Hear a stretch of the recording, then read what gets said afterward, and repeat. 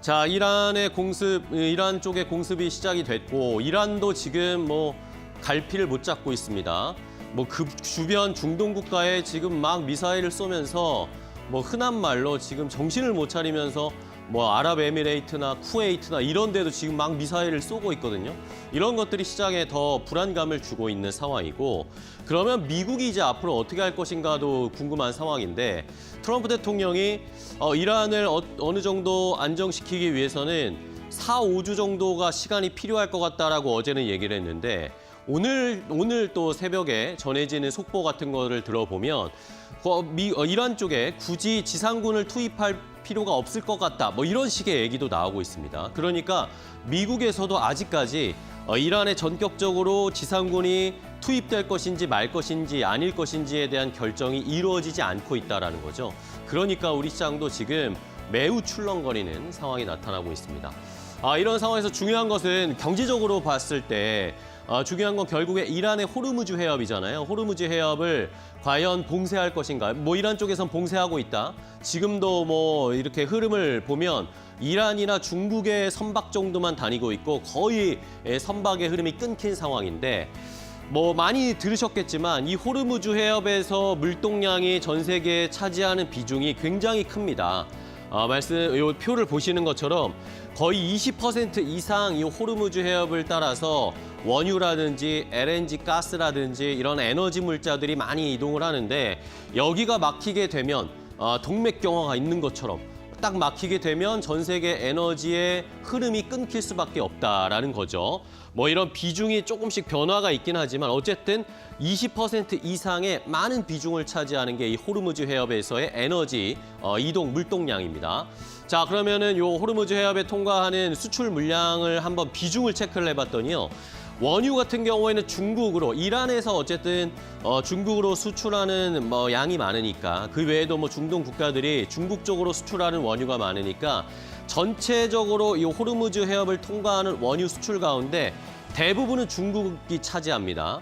그리고 인도가 그 다음 순위, 일본이 우리보다 조금 더 많고 우리가 한 11% 정도 수준이고, 미국은 아주 극소량 정도를 미국으로 본토로 가져가는 수준입니다. 그러니까 중국, 인도, 일본, 뭐 아시아 쪽에 어쨌든 우리도 포함해서 아시아 쪽에 영향을 많이 줄 수밖에 없는 상황이고요.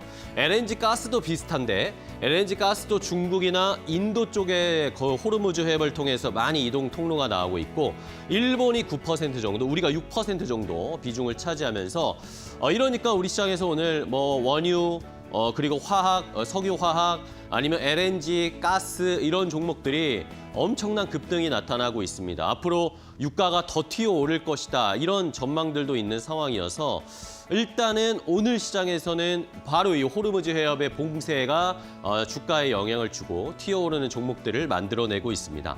자, 그런데 과연 호르무즈 해협을 계속 통제할 수 있을까요? 봉쇄할 수 있을까요? 이란의 상황이 그렇게 녹록지는 않은 것 같습니다. 다음 페이지를 볼까요?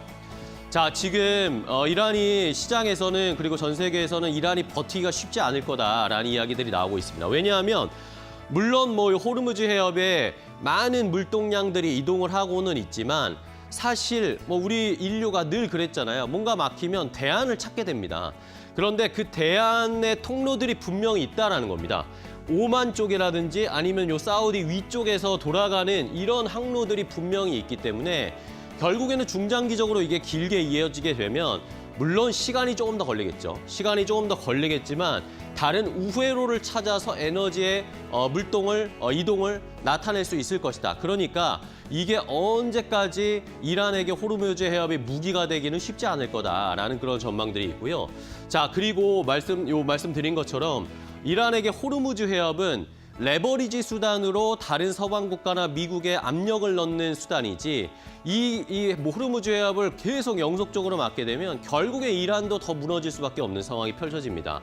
자, 이번 국면, 이런 이란 사태의 지금 국면은 중동 긴장의 전반적인 문제라기보다는 이란 체제를 지금 호메인이나 이런 이 체제 자체를, 신정 체제를 무너뜨리기 위한 전략을 펼치고 있는 것이거든요. 근데 어쨌든 호메이니가 사살이 됐습니다. 목숨을 잃었어요. 이란 쪽에서 지도자가 이제 부재한 상황이 된 겁니다. 근데 과거에 우리가 이런 지정학적 리스크를 봤을 때 어쨌든 전쟁이나 이런 극한 상황에서는 리더십이라는 게 굉장히 중요하잖아요. 리더가 있고 없고의 차이는 굉장히 큽니다. 근데 어쨌든 트럼프가 제일 타겟으로 호메이니를 사살한 것을 보면 리더를 없앤 다음에 이란 쪽의 붕괴를 유도시키는 그런 전략을 쓰고 있는 것 같습니다.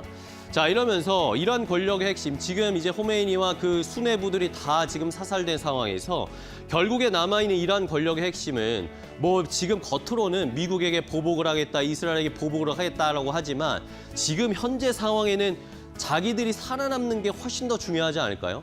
생존의 문제가 지금 더 직면해 있지 보복을 하는 것에 대한 비중은 그렇게 높지 못할 것이다라는 겁니다.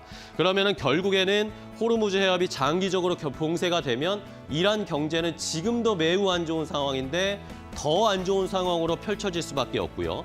지금 그리고 이란이 아까 말씀드린 대로 쿠웨이트, 아랍에미레이트, 카타르 이런 데 주변 중동 국가에 미사일을 막 쏘고 있습니다. 이러니까 지금 유럽에서도 그리고 중동 국가들 내에서도 이란에게 엄청난 비난과 비판을 하고 있습니다.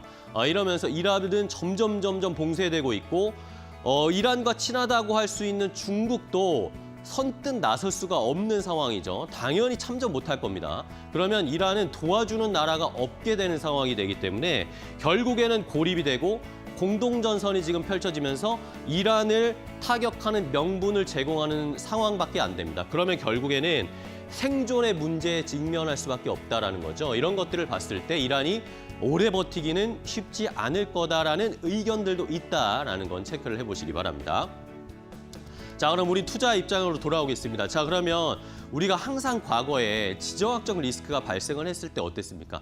물론 단기적인 충격은 굉장히 있죠. 근데 중장기적으로 봤을 때는 결국에 지정학적 리스크는 늘 기회였고 찬스였습니다. 자, 아랍의 나토 게임 여러 가지 상황들, 러시아 우크라이나 전쟁도 그랬고요. 작년에 있었던 이란 타격 때도 그 뒤로 S&P 500이나 우리나라 지수가 대부분 다시 반등을 하면서 한 달 반이 지나면 대부분 급반등을 하는 그런 모습을 보여줬습니다. 물론 요 솔레이마니라고 해서 이란의 그 당시에 2020년에 이란의 군사 최고 지도자를 사살했을 때는 시장이 약간 달랐는데 이때 떨어졌다. 이건 다르지 않냐라고 하실 텐데 이때가 2020년이었습니다. 이때는 코로나 때였죠. 코로나 때문에 주가가 떨어진 것이었지 이런 지정학적 리스크 때문에 주가가 떨어진 건 아니다.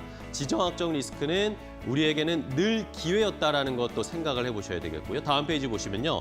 하지만 지금 이란의 상황은 여전히 불확실한 상황입니다. 그러니까 장기적으로 봤을 때는 우리가 좀 대비를 하기도 해야 됩니다.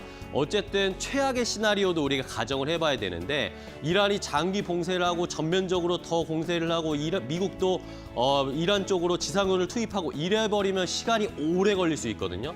그러면은 과거에 우리가 경험들을 봤을 때 역사적으로 봤을 때 뭔가 이라크 전쟁이 발발하고 나서 몇 년 뒤에 닷컴 버블 때문에 주가가 폭락하는 상황이 펼쳐지기도 했고 러시아 우크라이나가 전쟁이 있고 나서 어쨌든 팬데믹과 겹쳐지면서 주가가 또 떨어지기도 했고 이런 것들은 분명히 장기적으로 봤을 때는 시장이나 전반적인 시장의 경기에 기세를 꺾을 수 있다는 것은 생각을 해보시면서 장기 시나리오일 때도 대비는 하셔야 된다라는 포인트를 짚어드리고 마지막으로요.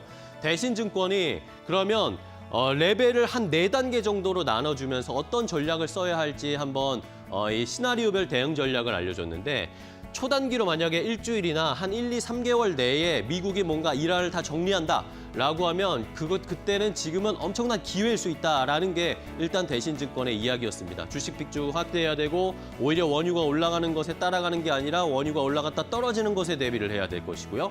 환율도 크게 움직이지는 않을 것이다. 우리 시장도 지금은 매우 좋은 추세이기 때문에 단기 조정 이후에 반등 나올 가능성이 크다. 하지만 이게 6개월, 1년 넘어가기 시작하면 그때는 우리가 투자 전략을 다르게 가져가야 된다라는 그런 시나리오별 대응 전략을 알려줬으니까요. 시청자분들도 이 표를 잘 보시고 단기, 중기, 장기적으로 전략을 한번 세워보시기 바랍니다. 앵커 브리핑이었습니다.